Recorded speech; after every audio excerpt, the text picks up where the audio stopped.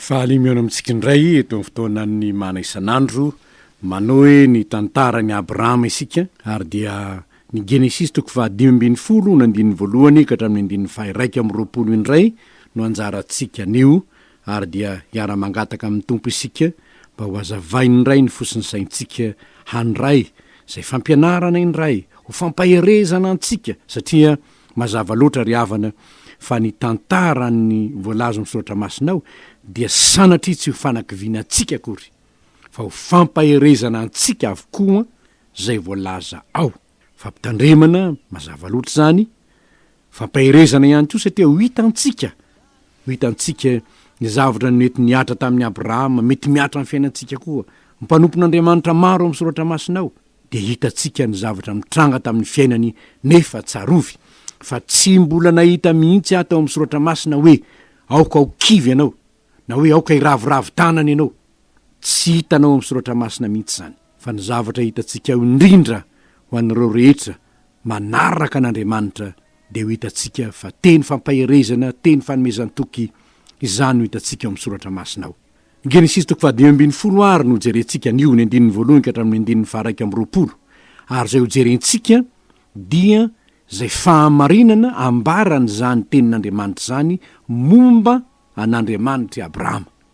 Inavy ny toetra an'Andriamanitra hitantsika ao amin'izany ovakitsika izany. Na inona ny fahamarinana ambarany ny amin'Andriamanitra. Satria ny Andriamanitra Abrahama ihany no Andriamanitra ivavahantsika. Noho izany dia ara-mivavaka isika aloha isaotra azy ary angataka ihany koa ny fitantanany zao fiarahantsika mandinika ny soratra masina izao.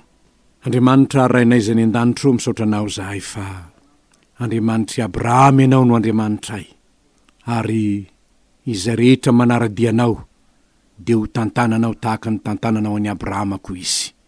Misaotra anao zahay ry tompo, midera anao zay mankalaza anao manana ny tantaran'i Abrahama, tantara mampifaly, tantara nisy efa tany amin'ny 4 taona nefa mbola mitohy mandrak'androany ary miaina manatrika ny tantarany taranany zahay manapirofo ny fahamarinany teninao zany. Ko dia misaotra anao indrendry zay ny amin'izany raha eo. Anio ary tia hafantatra lalindalina kokoa ny momba anao sy ny fiarahanao tamin'ny Abrahama zahay. Ampianaro zay tompo, sokafo ny sainay fa manantena anao zahay. Amin'ny anaranao Jesosy tomponay no anaovanay izany vavaka izany. Amen. Genesisy 5:10 ka hatramin'ny 1:20. Vakintsika amin'ny anaran'ny tompo zany. Ny nanaovan'Andriamanitra fanekena tamin'ny Abrahama. Rehefa afaka izany dia tonga tamin'ny Abrahama ny tenin'i Jehova tamin'ny fahitana ka nanao hoe aza matahotra ry Abrahama, izaho no ampinganao sy valy mipitia lehibe indrindra ho anao. Ary hoy Abrahama, Jehova tompo, inona nomenao aho fa izaho mandroso fahaterana nefa tsy mba mananjanaka ary ny tompony ahy dia ilay Eliezera avy any Damaskosy. Ary hoy koa Abrahama, indro zaho tsy nomenao farahandimby ka indro ny anankiray amin'ny ato antranoko no andovahy. Ary indro ny tenin'i Jehova tonga taminy hoe tsy andovanao zany fa zay aterakao dia izy no andovanao. Dia nitondra azy nivoaka teo ivelan'ilay izy ka nanao hoe jereo ange ny lanitra ka isao mikintana raha mahisa azy ianao. Dia hoy izy taminy, ho tahaka izany ny taranakao. Ary nino an Jehova izy ka dia nisainy ho fahamarinany izany. Ary hoy izy taminy, izaho ny Jehova zay nitondra anao nivoaka avy tany orany Kaldeanina mba homeko anao ity tany ity olovanao. Ary hoy izy, Jehova tompo, ahoana no ahafantarako fa handovy ity aho? Ary hoy izy taminy, hitondray ombivavy kely 7 taona aho sy osivavy 7 taona sy ondrilahy 7 taona ary domoina sy zanam-boromailala. Dia nentiny teo aminy zany rehetra zany ary nosasahany reny ka nampifanandrifiny avy ny tapany. Fa ny vorona tsy mba nosasahany ary nidina teo amin'ny fatinareo ny vorona mpiaza ka nandroka azy Abrahama. Ary rehefa hilentika ny masoandro dia sondritory Abrahama ary indro aizina mahatsiravina indrindra no nahazo azy. Ary hoy Jehova tamin'ny Abrahama, aoka fantatro amin'ny marina fa ho vahiny any amin'ny tany zay tsy azy ny taranakao ary hanompo ny olonany ary ampahoriny 400 taona izy. Ary zany firenena zany kosa zay ho topoiny de ho tsaraiko, ary rehefa afaka zany de ivoaka mitondra rem-behivavy izy. Nefa ianao kosa hoany amin'ny razanao amin'ny fiadanana, ho tratrantitra indrindra ianao vao hodimandry. Fa raha amby amin'ny zafiafy de iverina ty izy, fa tsy mbola tanteraka ny eloko ny amorita. Ary rehefa maty ny masoandro dia maizina ny andro, de indro nisy fatana fandoroana voatsetroka sy fanilo mirehitra zay nandeha namaky teo anelanelan'ireo zavatra voasasaka ireo. Tam'izany andro zany Jehova nanao fanekena tamin'ny Abrahama ka nanao hoe, ny taranakao efa nomeko ity tany ity, hatrany amin'ny on'ny Egipta ka hatrany amin'ny ony lehibe dia ny ony Eufrata. Dia ny Kenita sy ny Kenizita sy ny Kadmonita ary ny Etita sy ny Perizita sy ny Refaita ary ny Amorita sy ny Kananita sy ny Girgasita ary ny Jebosita. Ray masino manamasinana amin'ny fahamarinana ny teninao ny fahamarinana.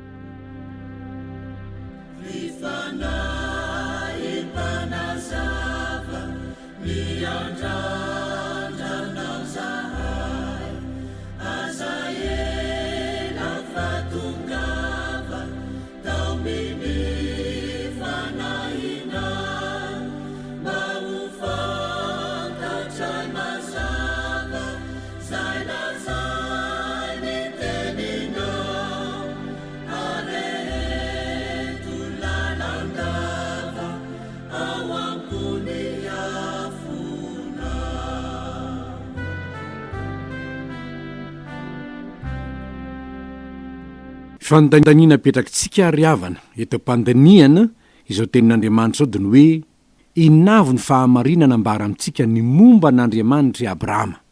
Eto lo ry havana de tsara ny manamarika fa ny Andriamanitra ivavahantsika kristianina de io Andriamanitra i Abrahama io, ary ny toetra n'Andriamanitra de tsy miova, ary noho izany de azotsika enteherana sy itokina zay fantatsika momba n'Andriamanitra tamin'ny Abrahama de tsy miova eo Andriamanitra io. Aveliko indray nefa fa ny Andriamanitra i Abrahama dia ny Andriamanitra ny Baiboly.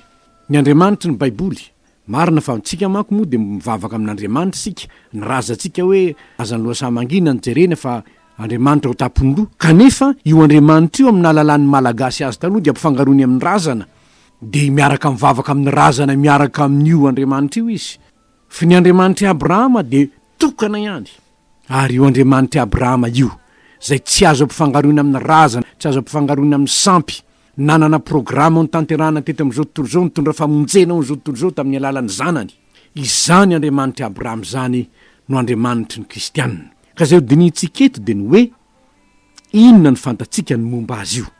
Ny fantatsika tamin'ny voalohany de zao hoe tena ny resaka mivantana tamin'ny Abrahama izy. Hitatsika fa resaka mihitsy ny fanaovany tamin'ny Abrahama zany.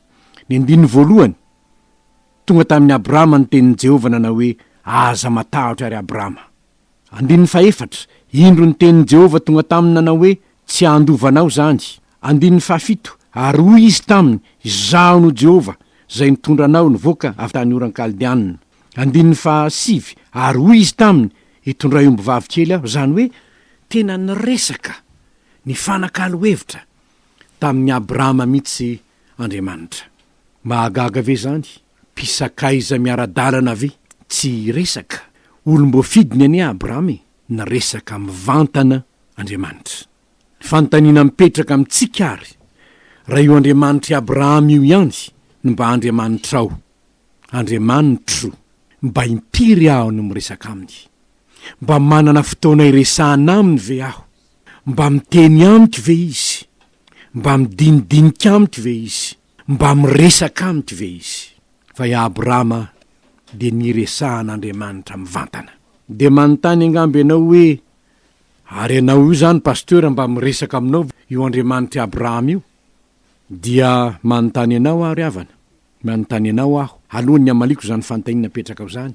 Manana sakaiza ianao any ampitan-dranomasina izy, de nanoratra lava be taminao izy namboraka ny tao am-ponjy, sy ny faniriny ary nanoro hevitra anao ny am'izay tokony hataonao raha misy zao raha mamaky ny taratasiny ianao inona moa ny filazanao azy tenin'ny taratasy ve sa tenin'ilay namanao de hoy ianao ny valiny tenin'ilay namako nanoratra tamiko zany ny soratra masina ry havana no resahana isanandro amin'Andriamanitra ary zao zavatra ataontsika izao dia miresaka amin'Andriamanitra ny isika satria ny tenin'Andriamanitra miteny amintsika no valitsika izao ny tenin'Andriamanitra ka inona ny valiny amin'izany ary zany no mahatonga ny mpiara-mamaky ny Baiboly rehefa mampianatra ny olona izy hamaky ny tenin'Andriamanitra ny dikan'izay miresaka amin'ny Andriamanitra rehefa aveo kosa ampianarina izy hivavaka zay ary ny tenin'Andriamanitra taminao ka inona ny mba tenin'Andriamanitra aminao ary zany mahatonga antsika hivavaka rehefa tapitra ny tenin'Andriamanitra dia mahatonga antsika hivavaka zany mba ho valy ny tenin'Andriamanitra nomena antsika ampianarina ary sika ry havana mba hanana finiavana iresaka amin'Andriamanitra kidinidinika amin'Andriamanitra amin'ny zavatra manahirana io zao hitantsika eto ny tenin'ny Abrahama tamin'i Jehova dia ny hoe zany tsy mbola mananjanaka ia zany mba ho mpandovahy zany mba nahateriny fony Abrahama ny borany tamin'Andriamanitra zany dia nilazain'Andriamanitra hoe aza matahotra ianao fa hiteraka ny enao hoe ary ny taranaka ao no andovany ty tany ty zany hoe tena naresaka ny fampidinika tamin'Andriamanitra mihitsy izy matetika manko ry havana dia zao manana fotoana iresahana amin'ny olon-kafa isika fa tsy manana fotoana iresahana amin'Andriamanitra manana fotoana makina gazety sika fa tsy manana fotoana amakina tenin'Andriamanitra manana fotoana ijerena vaovao ao amin'ny televizion sika tsy hoe diso akory ny manao zany fa zao kosa mba omeny anjara fotoana ny kosa ny tompo mba omeny anjara fotoanany izy zavatra fantatsika rehetra fa amin'ny tokantrano dia manana fotoana mba hidinihana sy resahana ny mpivady rehefa avy any ampiasana ny ramatona rangaha tafahoana ao an-trano tsy nifankahitana indrindra ny tontolony andro rehefa tonga ao an-trano mba mifampidinidinika hoe nanahoana kiny asa nanahoana kiny tahakan'izao mba manana an'izany fotoana zany ary na de ny piraita-po aza rehefa miara-monina ao an-trano izy ny mpiara-monina ao an-trano de mba miresadresaka fa tsy hoe tonga avy any ampiasana ianao avytrany de midaboka ery fotsiny tonga tahakan'izao satria ny mahatsara ny fiarahamonina de ny fifanankalozan-kevitra ary eto ry havana dia hitantsika fa Andriamanitra miara-monina amin'ny Abrahama dia tia ny resaka tamin'ny Abrahama izy ary Abrahama koa tia ny resaka tamin'Andriamanitra aza donoinary mba home fotoana ny tomponao mba hiresahanao aminy aza dia ilozana fotsiny izy fa mba home fotoana ilay tomponao zay te hidinidinika aminao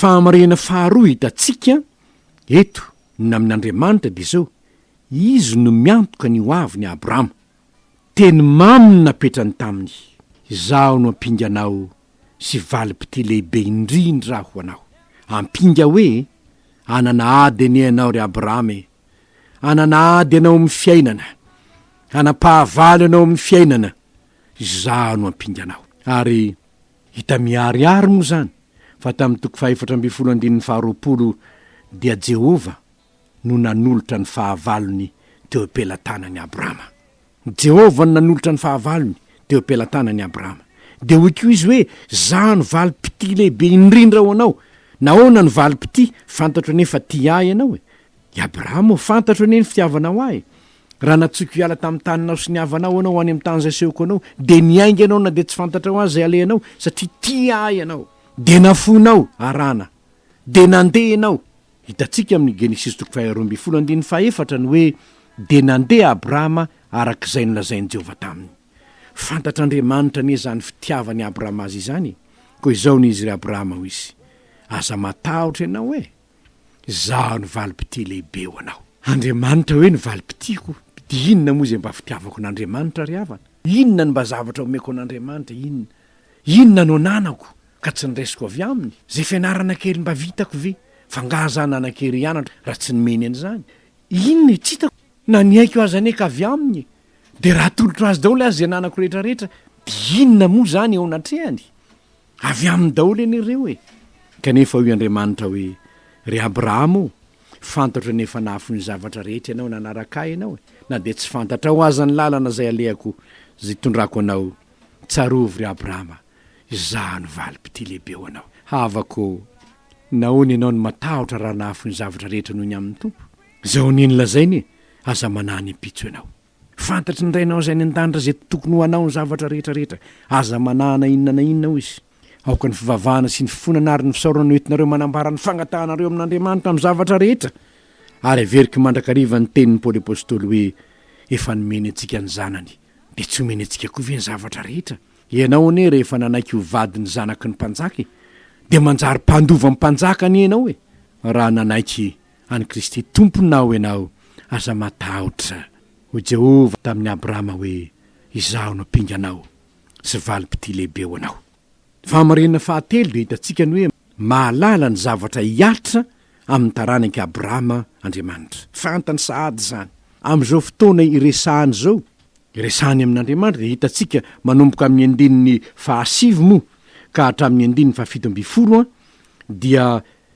io io zavatra nasain'Andriamanitra natao io de tsy afakory fa tandindo ny zavatra hiatra amin'ny taranak'Israely any Egypta no rasarasainareo zavatra reo biby tsy manan-keloko reo no rasarasainareo netina ny vonoinareo ary tamin'ny alina dia nisy ny pokazy etsetretsetra tandindo ny fahoriana hitranga amin'ny zanak'Israely zany kanefa mazava loatra fa Andriamanitra ihany nanavitra ny Israely tamin'izany sasakalina fampahoriana natao tamin'ny Israely tany Egypta zany kanefa zany sasakalina nampijaliana azy nisy ny 400 taona zany Andriamanitra ny nanafaka azy tamin'izany satria hitantsika hoe rehefa maty ny masoandro dia maizina ny andro dia indro nisy fatana fandoroana voatsetroka sy fanilo mirehitra zay nandeha namaky teo anelanelan'ireo zavatra voasaraka ireo io de tsy afakory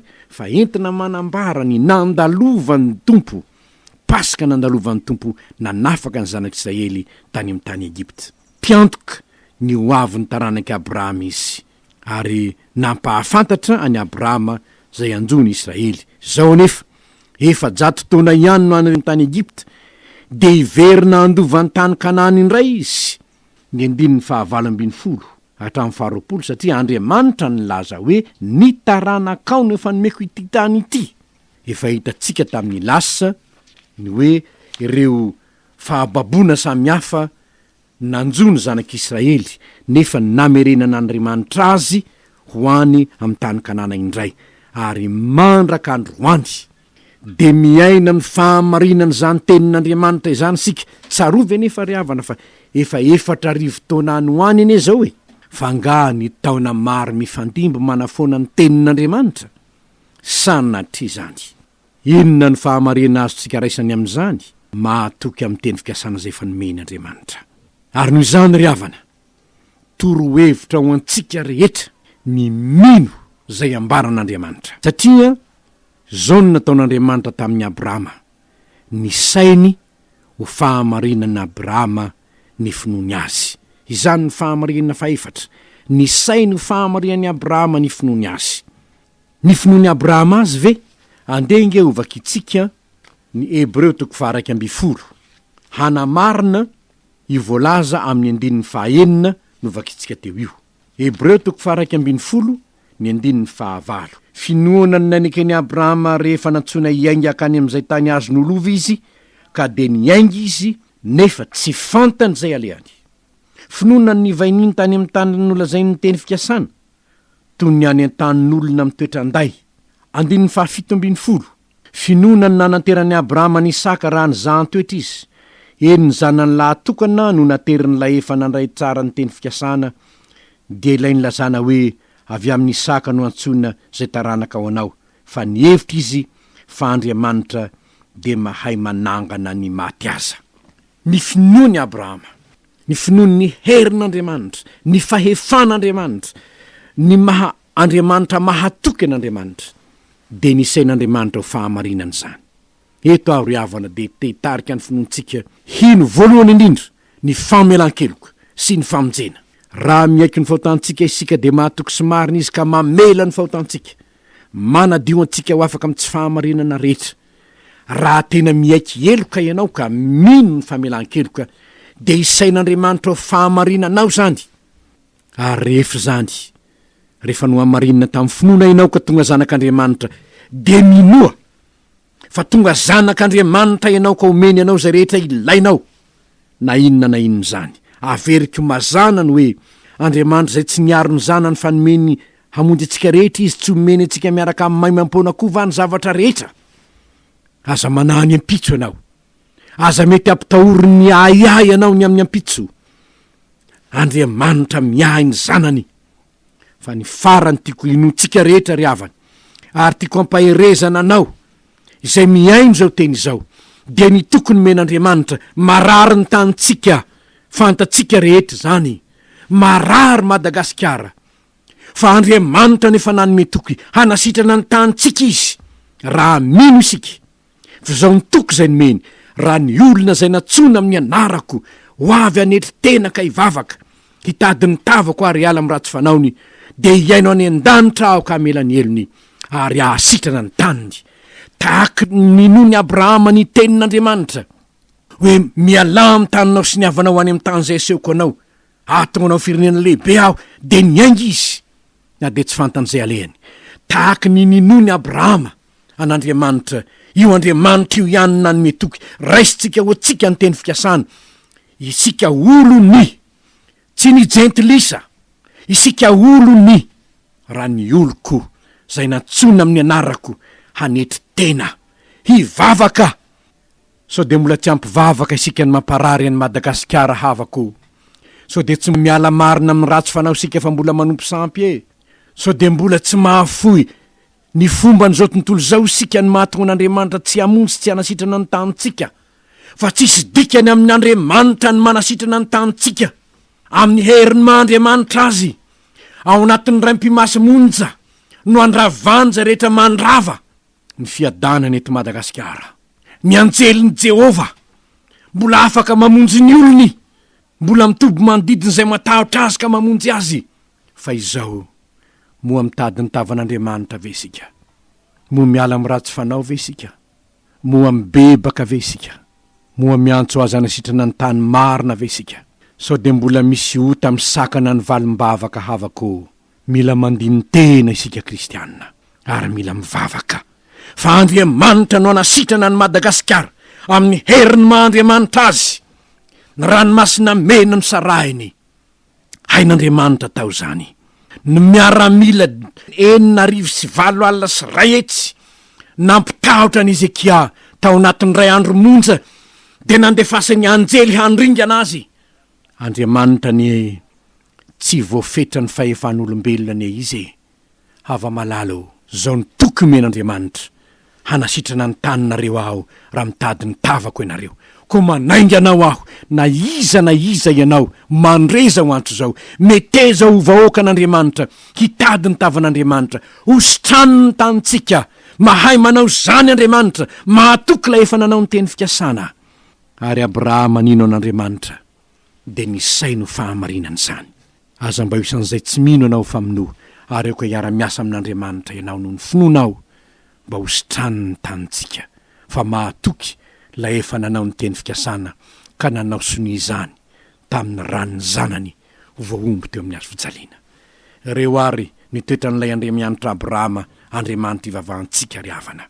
Niresaka tamin'ny Abrahama izy, mahazo toa miresaka amin'Andriamanitra miantoka ny hoaviny Abrahama izy, miantoka ny hoavintsika izy. Mampahafantatra antsika ny hoavy izy satria fantany zany hanasitrana ny tany aho raha mino ianareo. Izany no hoaviny ty Madagasikara ty, Madagasikara sitrana, Madagasikara miarina, raha mino isika tahaka ny finony Abrahama. Engany ho feny malagasy mino ny teny fikasana ary mankatoa ny tenin'Andriamanitra i Madagasikara, de ho sitrany izy ho voninahitry ny anarany. Ivavaka isika. Endreny fifaliana ry Andriamanitra io, fa Andriamanitra i Abrahama ianao nefa Andriamanitra ivavahana iko. Andriamanitra miresaka mivantana amin'ny olonao ianao, miresaka aminay ianao, ary androany ianao dia niteny taminay indray, marary ny tany nahitanao zany, ka dia nentinao ny teny hanome toky anao hoe hanasitrana ianao.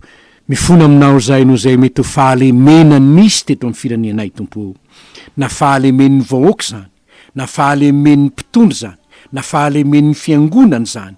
Mifona aminao zahay, mivalo aminao ry tompo, mamelany eloko ny firenenay ianao, mamelany eloko ny mpitondranay ianao, mamelany eloko ny fiangonanao ianao. Raha misy hitanao tsy nifanaraka tamin'ny sitraponao vitanay, mifona izahay Andriamanitro, mivalo izahay no ny ranony zanakao tany Kalvari, mamindrafo aminay ianao, mamelany elokay ianao, ary mangataka aminao zahay, tanteraho ny teninao zay apahatsiarovina ianao anio. Raha ny oloko zay natsona amin'ny anarako ianao, no avy anery-tena ka hivavaka hitady ny tavako ary ala amin'ny ratsy fanaony, dia iainao ny an-danitra aho ka hamela eloka hanasitrana ny taniny. Tompo, marary Madagasikara, fantatrao zany vonjeo hoe avia tompo, sitrano ny taninay, sitrano ny taninay mpamonjeo, fa tonga nasitrana ianao araka ny teny fikasanao. Amin'ny anaranao ry Jesoa malalanay, no anaovanay izany vavaka izany.